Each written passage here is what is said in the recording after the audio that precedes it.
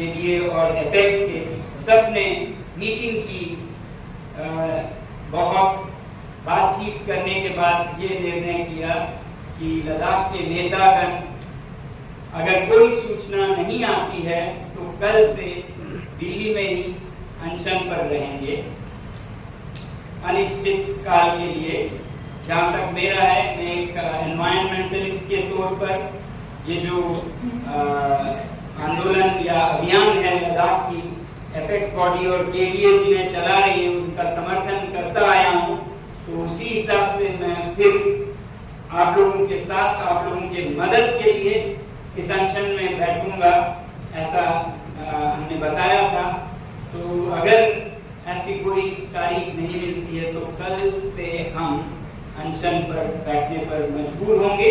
हमारे नेता, हमारे जो भी वॉलंटियर्स हैं लद्दाख के या फिर कहीं के भी जो लद्दाख के इस मुद्दे का समर्थन करते हैं, पर्यावरण के, हिमालय के मुद्दे का समर्थन करते हैं, हम स्वागत करते हैं।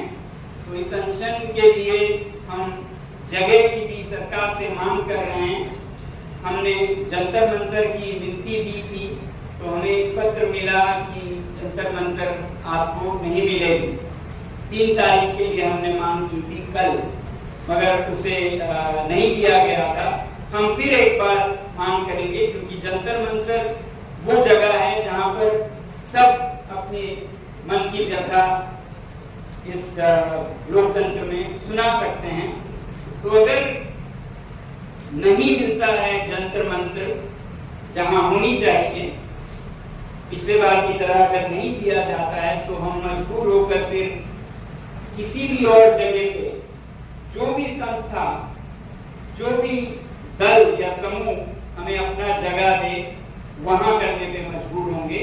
और इसमें कोई भी संस्था, कोई भी दल हो सकते हैं, राजनीतिक दल हो या जैसे भी समुदाय दल हो, वो जहां जगह देंगे हम वहां ये अनशन शुरू करेंगे। अभी भी उम्मीद है कि इस पर कुछ पहल होगी और हमें ये ना करना पड़े और खुशी खुशी सब घर जा पाएंगे हम। मगर अगर ऐसा नहीं हुआ तो कल से लद्दाख के नेतागण और जो भी वॉलंटियर्स आए, लद्दाख से हो या ना हो, हम ये अनशन शुरू करेंगे। ये आप लोगों को बताना था।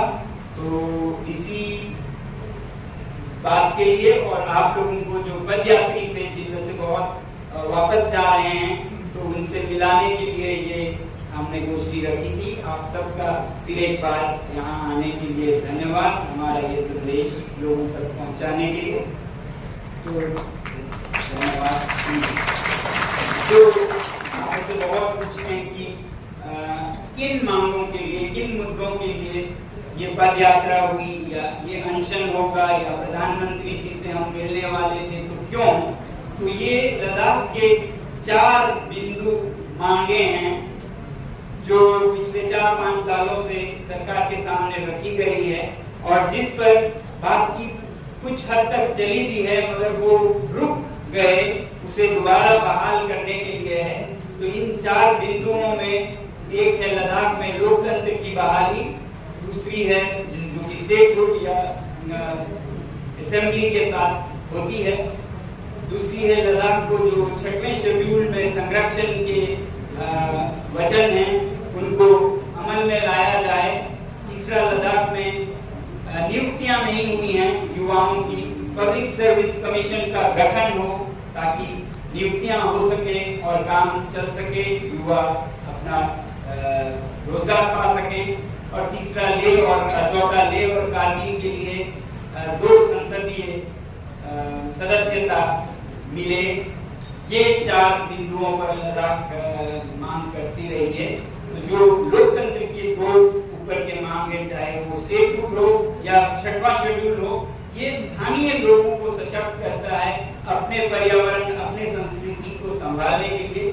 ये बहुत जरूरी है कि हिमालय में पर्यावरण की सुरक्षा संरक्षण के लिए स्थानीय लोगों को संरक्षित किया जाए, सुरक्षित किया जाए, सशक्त किया जाए लोकतांत्रिक रूप में। तो यही मांगे हैं जिससे कि हिमालय का पर्यावरण बच सकता है जो बेहतरीन कर सकते हैं यहीं के लोग, क्योंकि अभी लद्दाख एक गवर्नर्स रूल के तरह है, परमानेंट गवर्नर्स रूल, जिसमें कोई चुने हुए सदस्य न्याय नियम कानून नहीं बनाते हैं। एक उपराज्यपाल सब फैसले लेते हैं। तो इस तरह से कोई भी इलाका चलाया नहीं जानी चाहिए 21वीं सदी में, जब हर जगह लोकतंत्र है।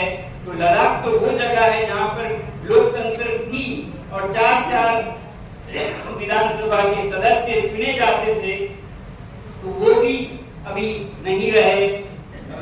लद्दाख में कोई ऐसी असेंबली अपनी भी नहीं है, न ही 6वां शेड्यूल है। तो लद्दाख में नियम बनाने की, कानून बनाने की कोई मंच नहीं है जिसमें स्थानीय लोग सहभागी हो सकते हैं। तो ये पुराने जमाने की कॉलोनी की तरह हैं, जिन्हें एक गवर्नर या लेफ्टिनेंट गवर्नर राज करते हैं।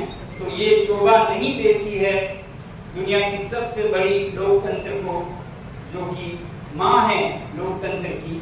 वहां की सीमा पर बैठे लोग बिना आवाज के लोकतंत्र से भी वंचित रहे।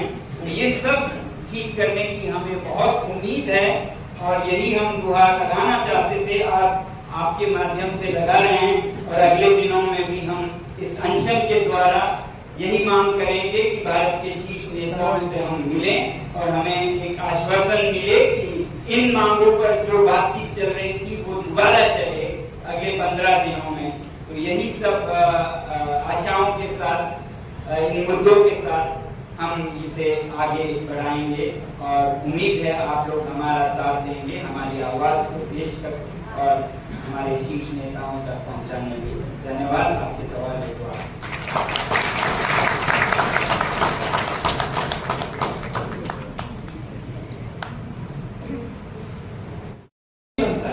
तो Jammu Kashmir public service commission, जिस तरह हमारा जम्मू कश्मीर लद्दाख हाई कोर्ट है, उसी तर्ज पे, क्योंकि हाई कोर्ट का जितना भी रिक्रूटमेंट होता है वो जेकेपीएससी के थ्रू भी होता है। तो जेकेपीएससी जो है लद्दाख के लिए हाई कोर्ट के रिलेटेड जितनी भी रिक्रूटमेंट वो कर देता है। लेकिन हम लद्दाख के लिए, क्योंकि हम चाहते हैं अब जब लद्दाख पुलिस अलग बन सकती है तो लद्दाख कैडर अलग क्यों नहीं बन सकता है। और हमने टेनिक्स के अंदर जो डालने की बात की उसको हमने बिल्कुल स्ट्रॉन्गली खारिज किया। इसलिए हम चाहते हैं कि लद्दाख में जो इन प्रिंसिपल हमारे साथ एग्री हुए थे 80% रिजर्वेशन के लिए और उसके बाद पब्लिक सर्विस कमीशन के लिए, उसको फुलफिल करें। हमारे साथ तो धोखा हुआ है, सरकार ने धोखा दिया, क्योंकि हम चाह रहे थे कि सरकार ने जो प्रॉमिस हमारे साथ किया है उसको फुलफिल करें। Thank you.